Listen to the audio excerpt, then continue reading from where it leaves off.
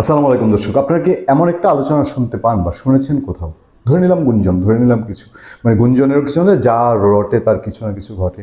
যেরকম একটা গুঞ্জন কি আছে যে নির্বাচনটা ফেব্রুয়ারিতে না হয়ে এটা আগামী এপ্রিল তথা এপ্রিল থেকে আরও কিছু পিছিয়ে আগামী ডিসেম্বরেও চলে যেতে পারে, এবং সেইটা অংশগ্রহণমূলক নির্বাচন, সোজা বাংলায় আওয়ামী লীগ সহ নির্বাচন, এবং সেই নির্বাচনের জন্য আমেরিকা এখনকার হর্তাকর্তা এবং বাংলাদেশ এখন যারা সাংঘাতিকভাবে তাদের প্রভাব খাটাচ্ছে, তারাও তাদের অবস্থান চেঞ্জ করেছে। তারাও বাংলাদেশে একটা অংশগ্রহণমূলক নির্বাচন চায়, বাংলাদেশে আওয়ামী লীগ সহ নির্বাচন চায় তাদের ইনভেস্টমেন্টের জন্য, তাদের জন্য কিছু তাদের স্বার্থেই তারা সেটা চায়। এবং আমেরিকা যেই কারণে এই অঞ্চলে সবচেয়ে বেশি চোখ ফেলেছিল তাদের বর্মা অ্যাক্ট বাস্তবায়ন, সেই যে করিডোর দেয়া, সেই গিয়ে তাদের সামরিক স্থাপনা, আমাদের সমুদ্রের সামরিক স্থাপনা, সেসব ক্ষেত্রে বর্মা অ্যাক্টের ক্ষেত্রে আমেরিকা একটু স্লো নীতি ধারণ করেছে। আবার সেই ধারণ করার ফলে আপনার এই বাংলাদেশের প্রেক্ষিতে তার তার চোখ, তার দেখার চোখটা একটু চেঞ্জ হয়েছে। পাশাপাশি ভারতের চোখে দেখার যে বিষয়টি ছিল, একেবারে ভারতকে অ্যাভয়েড করে দেখার চেয়ে ভারতের চোখে কিছুটা দেখা, সেই আলোচনাও আপনারা কি শুনেন কিনা আমাকে একটু জানাবেন। আজকে একটা রিট হয়েছে কোর্টে, সেই রিটটা আমার আলোচনার মূল সূত্রপাত না। আলোচনার সূত্রপাত দুদিন ধরেই আমরা বিভিন্ন জায়গায় বিভিন্ন আলাপ শুনছিলাম, সেই আলাপের পরিপ্রেক্ষিতে চলুন আমরা একটু রিটটার খবরটা জানি।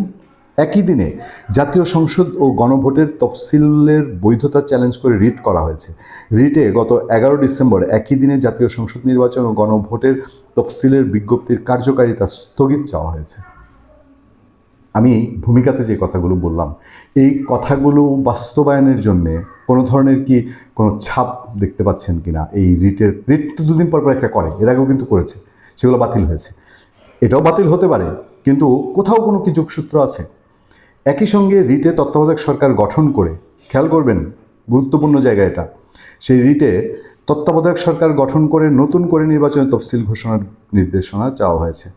নিশ্চয়ই কোনো একটা উদ্দেশ্য আছে যে তত্ত্বাবধায়ক সরকার গঠন করে। বাংলাদেশে কি আমেরিকা এখন এরকম চাচ্ছে যে বাংলাদেশে এখন একটা কেয়ারটেকার গভর্নমেন্ট আসুক, কেয়ারটেকার গভর্নমেন্ট দিয়ে তারপরে পরবর্তীতে অংশগ্রহণমূলক নির্বাচনে যাবে? সোমবার সুপ্রিম কোর্টের আইনজীবী অ্যাডভোকেট মোহাম্মদ ইউনুস আলী আকন্দ হাইকোর্টের সংশ্লিষ্ট শাখায় এই রিট দায়ের করেন। চলতি সপ্তাহে বিচারপতি আহমেদ সোহেল ও বিচারপতি ফাতেমা আনোয়ারের হাইকোর্ট বেঞ্চে রিট আবেদনটির উপর শুনানি হতে পারে।